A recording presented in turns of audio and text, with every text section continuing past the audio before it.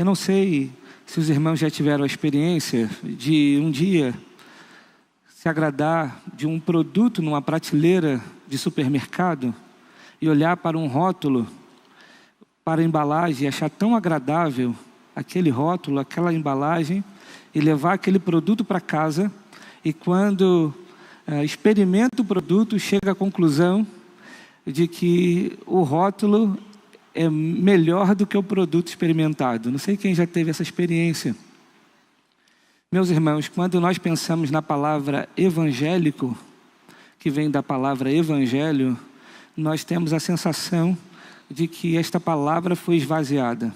Assim como o pastor Judiclei disse ontem, que a palavra graça foi esvaziada em seu significado, em seu sentido, nós observamos que a palavra evangélico também foi esvaziada.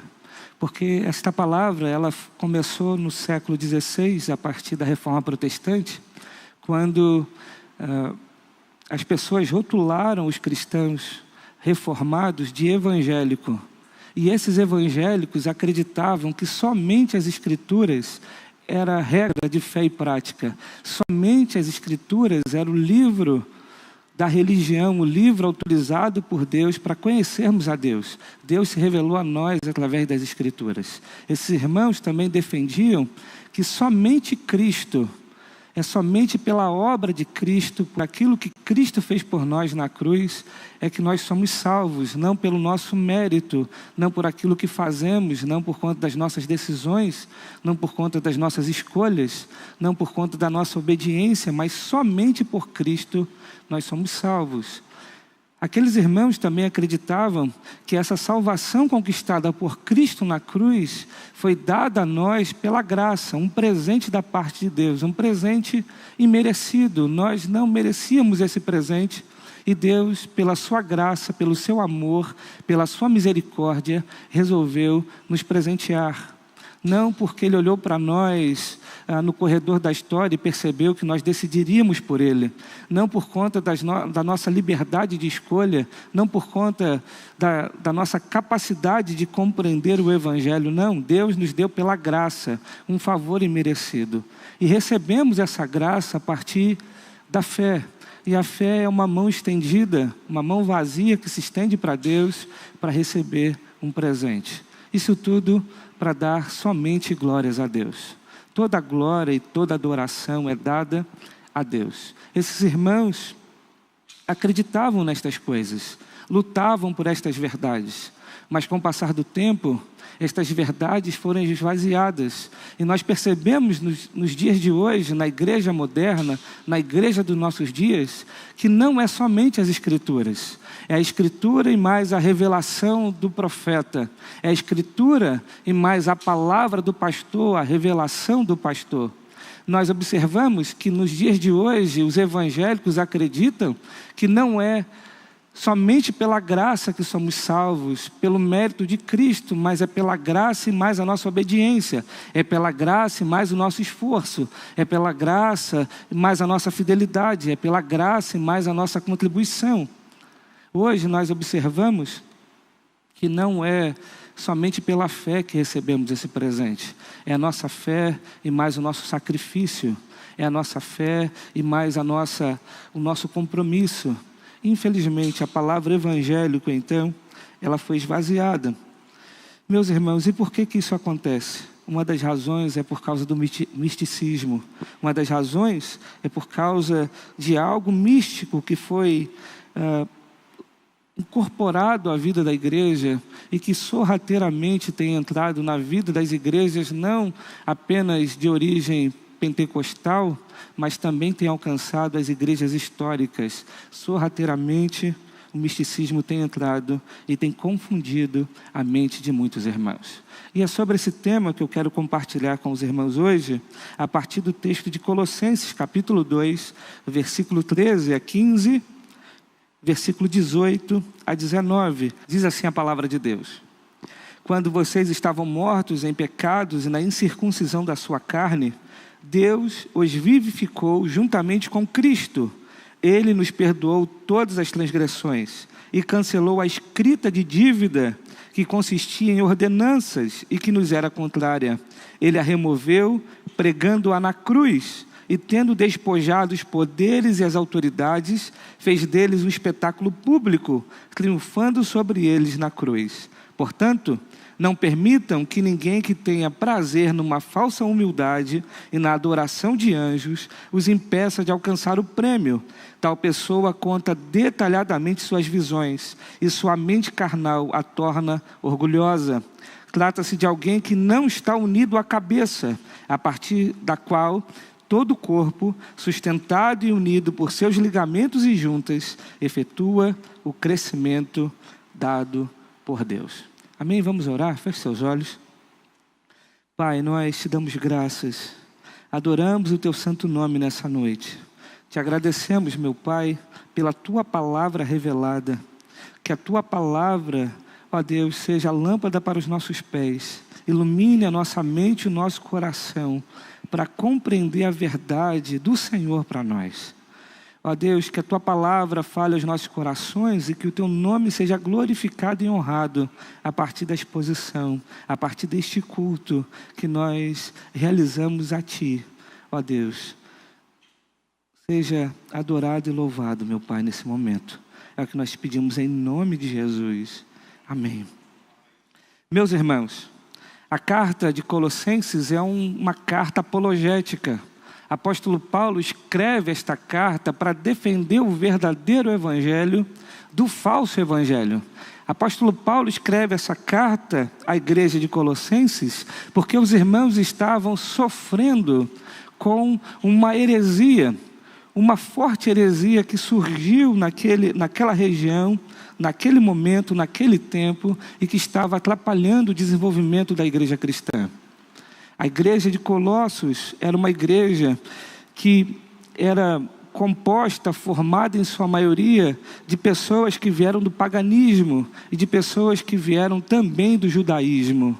E essa mistura de cultura, de tradição, de religião, criou um sincretismo religioso dentro da igreja, ao ponto de alguns estudiosos acreditarem que a partir desse sincretismo surgiu uma heresia chamada heresia de Colossos. E meus irmãos, o que essa heresia fazia? Ela misturava elementos do gnosticismo, do judaísmo. Essa heresia disseminava um misticismo supersticioso, um culto a anjos. Eles acreditavam que para melhorar o nível da sua espiritualidade, para melhorar o seu compromisso com Deus, era necessário ter uma experiência transcendental, uma experiência com seres celestiais, para que o nível da sua espiritualidade aumentasse. O evangelho não era suficiente. Cristo não era suficiente para esses falsos profetas, para essa heresia que surgia no meio da igreja.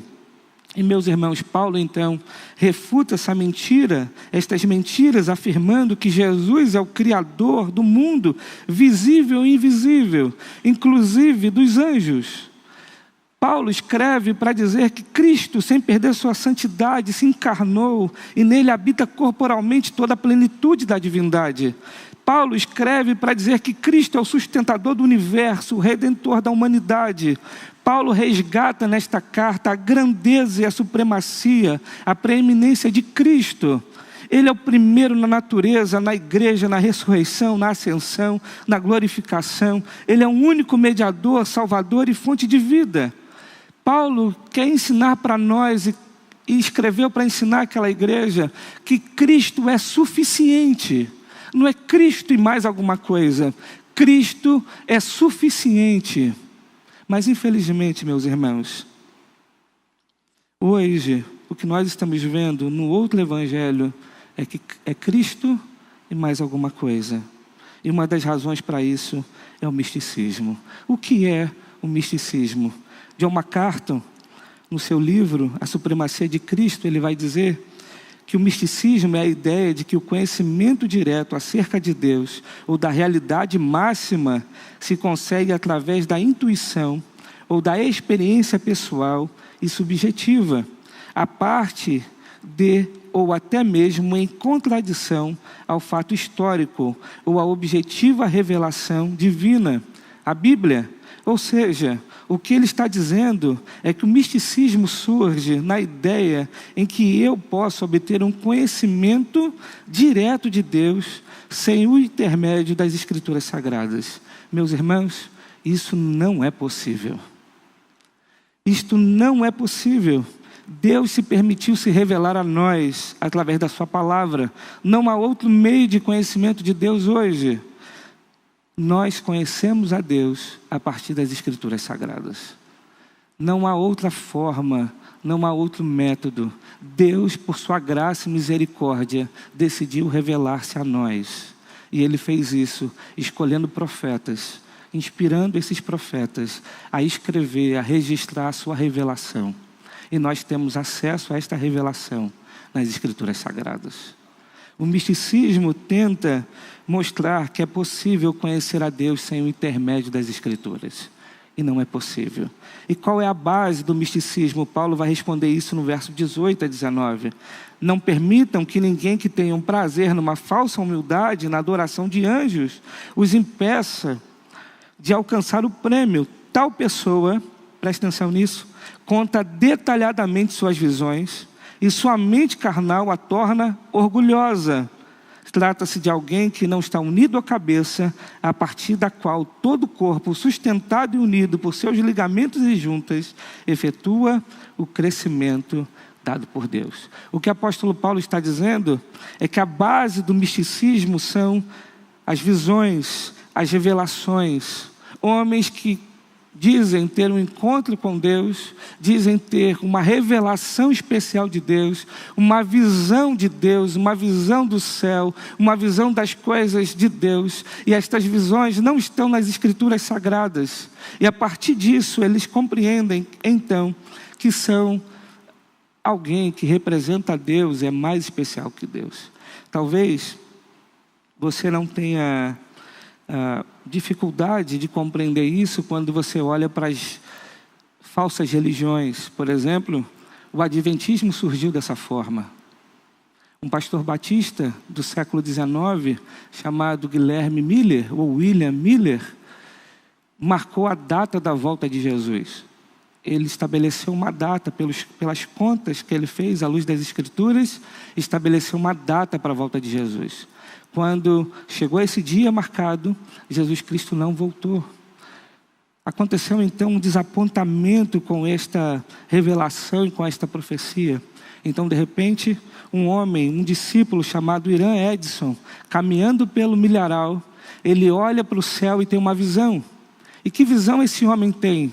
Que Cristo, na verdade, naquela data marcada, ele não viria à terra. A data está certa, mas o advento estava errado. Na verdade, Cristo estava se movimentando no tabernáculo celestial.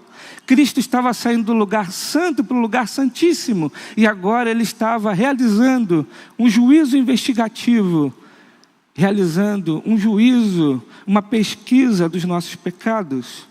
A partir daí, meus irmãos, surge o adventismo e uma heresia chamada juízo investigativo. Se nós olharmos, por exemplo, para o islamismo, surge a partir do 5º século, quando um homem entra numa caverna e se encontra com um anjo. E esse anjo dá a esse homem uma revelação de Deus. Ele não sabe escrever, então ele decora aquela revelação, conta para um amigo que coloca no papel. Surge então o Alcorão, surge o islamismo. Talvez fique fácil para nós identificar estas visões, estas revelações nestas religiões grandes, mas isso tem acontecido dentro desse movimento chamado evangélico. Isso tem acontecido. Vou dar um exemplo. Lá no Rio de Janeiro, uma igreja muito famosa, que é conhecida porque as irmãs utilizam roupão até aqui, roupão até os pés, elas não usam roupa comum. O pastor é muito famoso porque gosta de fazer exorcismo, trabalha na cadeia, inclusive foi preso. Ele gosta tanto de fazer trabalho na cadeia que foi preso. E um dia perguntaram para ele, por que as mulheres da sua igreja utilizam esse roupão? E ele disse, eu tive uma visão. Deus me disse em visão.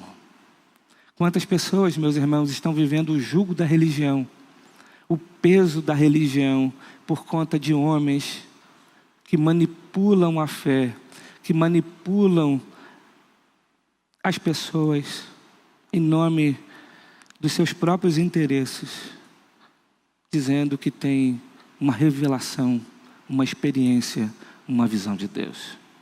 Isso é muito comum hoje em dia. Há muitas igrejas em que a palavra de Deus não é mais pregada e as pessoas estão preocupadas em receber a revelação do profeta, a revelação da irmã de oração, a revelação do sacerdote da igreja. Lembro de um amigo no seminário que um dia, ele chegando numa igreja dessas para pregar, um homem parou na porta e disse, Deus mandou te dizer que você é um homem de longanimidade. Você vai ter muitos anos na terra. Aquele meu amigo pregou naquele dia. Passado um tempo, ele voltou novamente, convidado a pregar naquela igreja. Esse mesmo irmão o abordou na porta e disse, Deus mandou te dizer que você estava num caixão. Aí ele disse, peraí, meu irmão, calma aí. Há 2 meses atrás eu estive aqui na igreja e você disse que Deus disse que eu teria muitos anos de vida. Agora eu cheguei na igreja e você está dizendo que Deus mandou dizer que eu vou morrer, que eu estou num caixão, tem alguma coisa de errado. Infelizmente, pessoas estão entrando por esse caminho e não estão se aproximando de Deus, mas estão se desviando do Senhor, porque não conhecem a sua palavra. Meus irmãos, o misticismo resultará em soberba espiritual. Apóstolo Paulo vai dizer no verso 18, não permitam que ninguém tenha prazer numa falsa humildade e na adoração de anjos os impeça de alcançar o prêmio. O que Paulo está dizendo é que esses homens, a partir das suas experiências místicas, se consideram mais elevados do que outros e, portanto, outorgam para si autoridade, tornando-se árbitros para dizer quem é espiritual e quem não é espiritual. Esses homens, então, porque têm um contato com algo transcendental, se consideram mais espirituais do que os irmãos da igreja. E eu lembro uma história de uma senhora que ela era decepcionada e frustrada com Deus, uma irmã crente, porque na sua comunidade se dizia que para ser espiritual, você deveria ser visitado com o Espírito Santo, ao ponto de você falar línguas estranhas. Aquela irmã viveu uma vida frustrada e decepcionada, porque ela não poderia servir na sua comunidade, porque ela era de uma categoria menor. Ela não era tão espiritual quanto seus líderes, quanto seus irmãos na fé.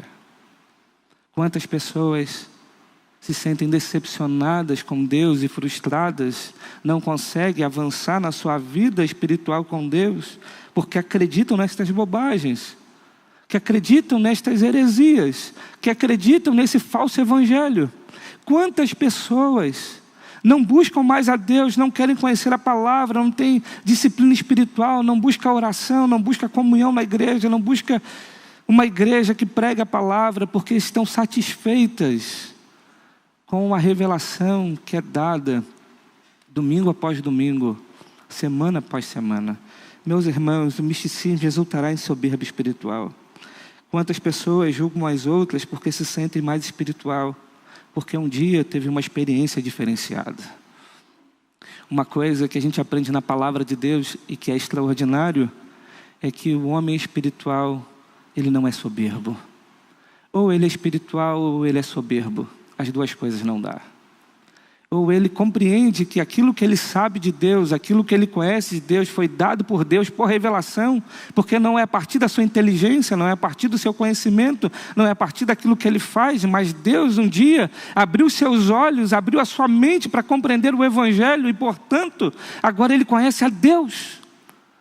Esta verdade nos humilha ao ponto de nós voltarmos para Deus e agradecer ao Senhor, porque um dia abriu os nossos olhos para conhecer a verdade.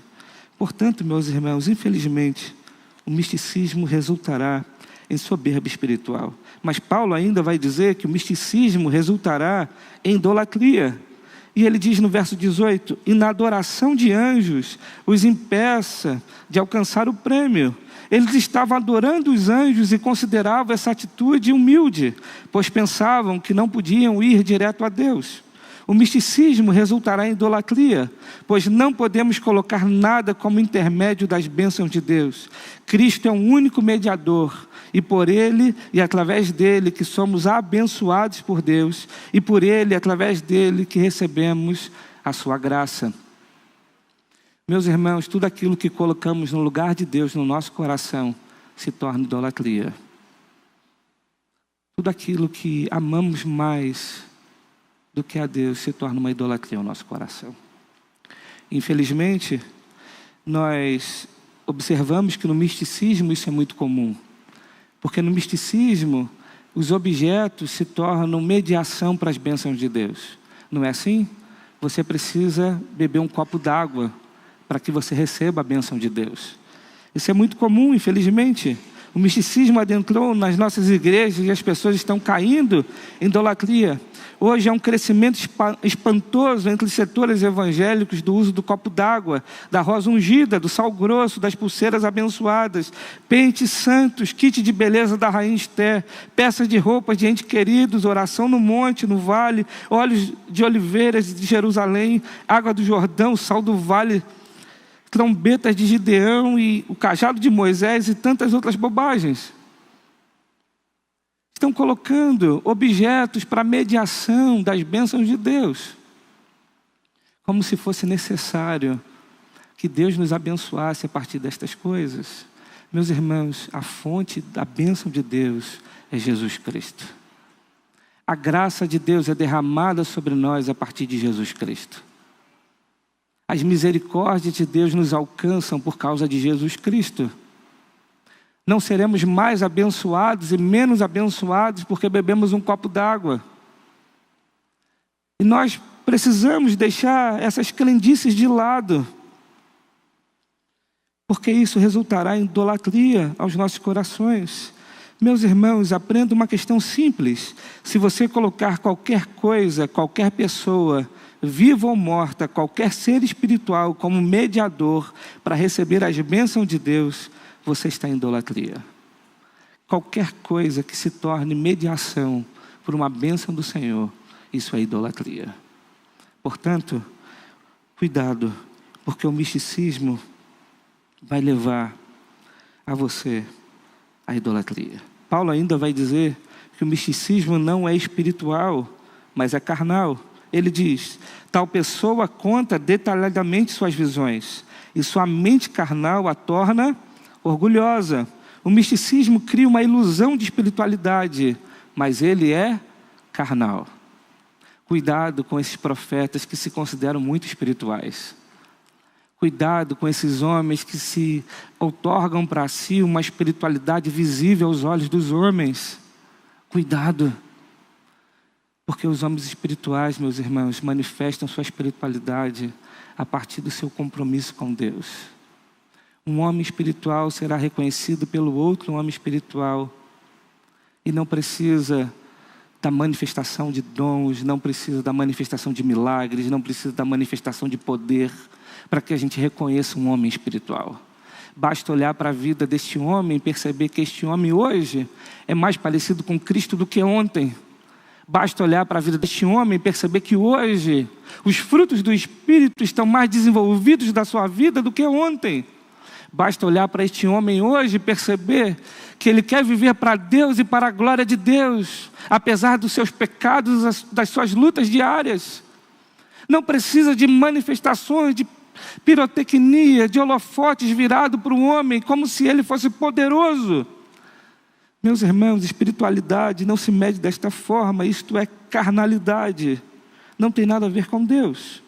Cristo criticou profundamente os fariseus, que oravam, faziam grandes orações para serem vistos pelos homens. praticavam a sua religiosidade na vista das pessoas. Esses homens não eram espirituais. Mas ainda o apóstolo Paulo vai dizer que o misticismo afirma ser de Cristo, mas está separado dele. Veja o que ele diz: trata-se de alguém que não está unido à cabeça, a partir da qual todo o corpo, sustentado e unido por seus ligamentos e juntas, efetua o crescimento dado por Deus. O que o apóstolo Paulo está dizendo é: eles não estão unidos à cabeça. Se eles não estão unidos a Cristo, portanto, eles não pertencem a Cristo. E aí, meus irmãos, o apóstolo Paulo, ele refuta o misticismo que acontecia na igreja de Colossos, e ele alerta a igreja daquele tempo e alerta a nós para não entrarmos no misticismo. Mas por quê? Por que não? Por que não podemos viver esse tipo de espiritualidade? Por que nós não podemos usar coisas no lugar de Cristo? Por quê? O apóstolo Paulo vai explicar isso no versículo 13 a 15, quando ele diz: quando vocês estavam mortos em pecados e na incircuncisão da sua carne, Deus os vivificou juntamente com Cristo. Ele nos perdoou todas as transgressões e cancelou a escrita de dívida que consistia em ordenanças que nos eram contrárias. Ele a removeu pregando-a na cruz, e tendo despojado os poderes e autoridades, fez deles um espetáculo público, triunfando sobre eles na cruz. Apóstolo Paulo, antes de mostrar para a igreja como ela deveria praticar na luta contra as heresias, apóstolo Paulo prega o evangelho e mostra que Cristo é suficiente. Porque a palavra de Deus mostra, à luz deste texto, que nós, quando fomos vivificados, nós estávamos mortos em nossos delitos e pecados. Meus irmãos, o que o apóstolo Paulo está dizendo é que o verdadeiro evangelho é suficiente. Nossa condição diante de Deus era uma condição de mortos em nossos pecados. Na incircuncisão da carne, o que significa? Não fazemos parte da aliança de Deus. Estávamos mortos em transgressões. Mas um dia, pela sua graça e por sua misericórdia, Deus nos deu vida em Cristo Jesus. Nós vimos ontem na mensagem que a graça é suficiente, que a graça veio até nós, que a graça nos alcançou, que a graça alcança os necessitados. Meus irmãos, a graça faz isso porque nós não tínhamos condições de ir a Deus. A Bíblia deixa claro que nós estávamos mortos em nossas transgressões e pecados. Não foi você que deu um passo em direção a Deus, mas foi Deus que deu um passo em direção a você. Nós estávamos mortos e Deus nos deu vida juntamente com Cristo. E quando Deus nos dá vida juntamente com Cristo, Paulo vai dizer que Deus nos perdoa as nossas transgressões e cancela a escrita de dívida que consistia em ordenanças, que nos era contrária. Ele a removeu pregando-a na cruz. Nossos pecados foram perdoados. Havia uma escrita de dívida que foi cancelada. Meus irmãos, quando nós olhamos para a lei de Deus, nós percebemos que nós somos incapazes de nos achegar a Deus pela obediência à lei. Porque Tiago, no capítulo 2, versículo 10, ele vai dizer que quando nós quebramos um tio da lei, nós quebramos toda ela. Por mais que as pessoas tentem se chegar a Deus pela obediência à lei, não é capaz. Porque nós pecamos. Você sabe que você é um pecador. Nós sabemos que somos pecadores. Há uma escrita de dívida contra nós, mas pela graça de Deus, essa escrita de dívida foi pregada na cruz. Cristo Jesus obedeceu toda a lei e morreu pelas nossas transgressões e pecados, para que agora não houvesse mais condenação. Em Cristo Jesus não há mais condenação. Em Cristo Jesus nós temos livre acesso a Deus. Em Cristo Jesus nós podemos orar Nós podemos entrar em audiência com o Altíssimo e sabemos que Ele ouve as nossas orações. Nós não precisamos de intermédio, não precisamos de intermediários, não precisamos mais de sacerdotes, de profetas, porque Cristo é o nosso sacerdote, Cristo é o nosso profeta, Ele é o nosso caminho para Deus. Porque na cruz do Calvário, meus irmãos, naquela cruz, Cristo pagou o preço dos nossos pecados e por isso somos perdoados. Nossa escrita de dívida foi cancelada e pregada na cruz. Paulo ainda vai dizer que, tendo despojado os poderes e autoridades, fez deles um espetáculo público, triunfando sobre eles na cruz. E essa afirmação de Paulo é importante para vencer o misticismo. Por quê? O que o apóstolo Paulo está dizendo é que os principados e potestades foram vencidos na cruz. Há muita gente que tem medo do diabo, que é místico porque tem medo dos demônios, tem medo. É uma fantasia que se cria na igreja para que as pessoas tenham mais medo do diabo do que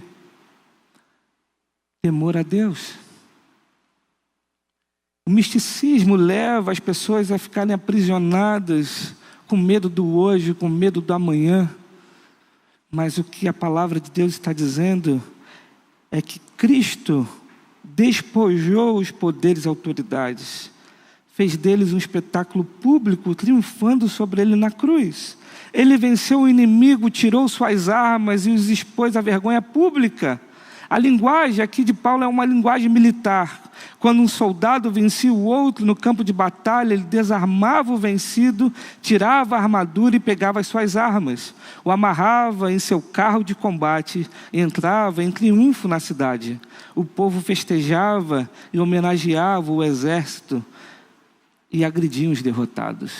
O que Paulo está dizendo é que em Cristo o diabo, os demônios, o inferno foi vencido. Por isso, não precisa ser místico. Confia em Deus. Conheça a Deus. Conheça a palavra de Deus. Eu gosto de uma ilustração que diz que a polícia na Inglaterra, eu sempre digo isso quando estou pregando alguma coisa relacionada, a polícia na Inglaterra ela é especialista em pegar dinheiro falso. Todo dinheiro falso que circula, bate na mão daqueles homens, eles descobrem que é falso. E um dia perguntaram para eles: como é que vocês sabem? Há tanta modernidade, há tanta tecnologia, há tanto avanço na falsificação de dinheiro. Como é que vocês sabem que é falso? E eles responderam: nós conhecemos tanto a nota verdadeira, que quando a nota falsa bate em nossas mãos, a gente sabe que é falso. Nós conhecemos tanto a nota verdadeira, que quando é nota falsa, a gente sabe que é falso. Sabe por que muitos irmãos estão sendo enganados pelo misticismo? Porque não conhecem a verdade. Porque quando conhecer a verdade e discernir pelas escrituras sagradas, saberão que é falso. Por isso, meus irmãos, cuidado. Cristo é suficiente para nós. Não precisamos do misticismo, não precisamos de mais alguma coisa. Cristo é suficiente para nós. Esse é o verdadeiro evangelho. Eu quero trazer algumas aplicações para encerrar. Em primeiro lugar, aprenda a discernir.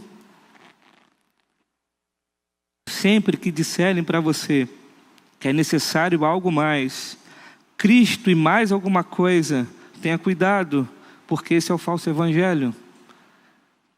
Aprenda a discernir. Se alguém disser para você: não, Deus já está te abençoando, mas é necessário que você faça esta corrente. Isso acontece até no WhatsApp, né? Chega uma mensagem e diz assim: olha, se você não passar para tantas pessoas, isso não vai te abençoar. E tem um monte de crente que passa porque tem medo. Não é verdade? Porque essa mente sincretista, mística, alcançou os nossos corações. A nossa cultura é assim. Mas aprenda a discernir, porque você não precisa de algo mais. Você tem Cristo. Em segundo lugar, Não permita que nada e nem ninguém se torne um intermédio para a sua fé. Cristo é suficiente mediador. Cuidado com o valor que você dá aos objetos religiosos. Cristo é suficiente mediador. Não pense que a oração do pastor é mais poderosa do que a sua.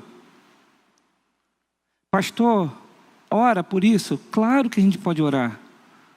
Precisamos orar e interceder uns pelos outros. Mas não é porque a oração do pastor é mais forte. É porque nós estamos numa comunidade onde nós precisamos edificar a vida do outro. Onde nós precisamos buscar a Deus para que Deus abençoe a vida do outro. Por isso você deve orar por minha vida. Eu preciso das suas orações. Por isso eu também oro por você. Mas não porque há um poder naquele que é pastor. Em terceiro lugar, nenhuma experiência pessoal está acima do Evangelho de Cristo.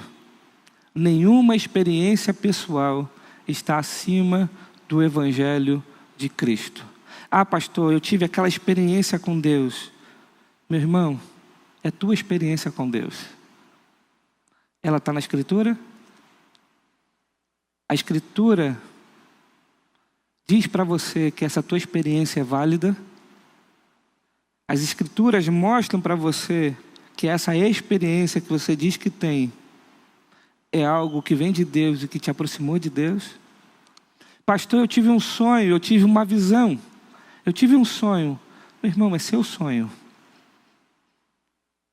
Cuidado, nenhuma experiência pessoal está acima do Evangelho de Cristo. Mas em quarto lugar, a má interpretação da Bíblia é a mãe de toda a heresia.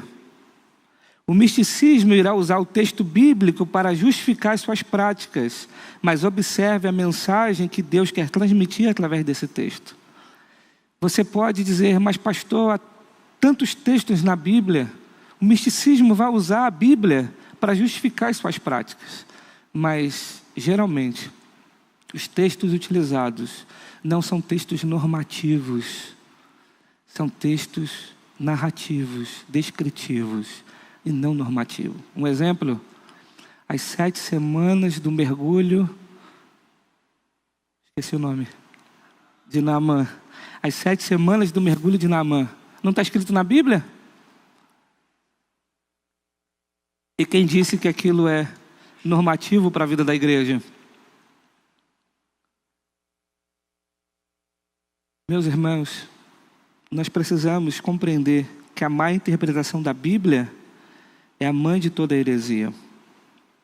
Precisamos diferenciar quais os textos servem para orientação, direção da vida da igreja. E quais os textos, a palavra de Deus traz para nós uma história, algo histórico, algo que aconteceu, em que nós podemos tirar os princípios daquele texto para a nossa vida. Cuidado, a má interpretação da Bíblia é a mãe de toda heresia. Mas em quinto lugar, não confie em sua religiosidade como garantia de salvação. Só em Cristo é que somos salvos. Não acredite na sua religiosidade. Só em Cristo é que somos salvos. Amém? Que Deus nos abençoe.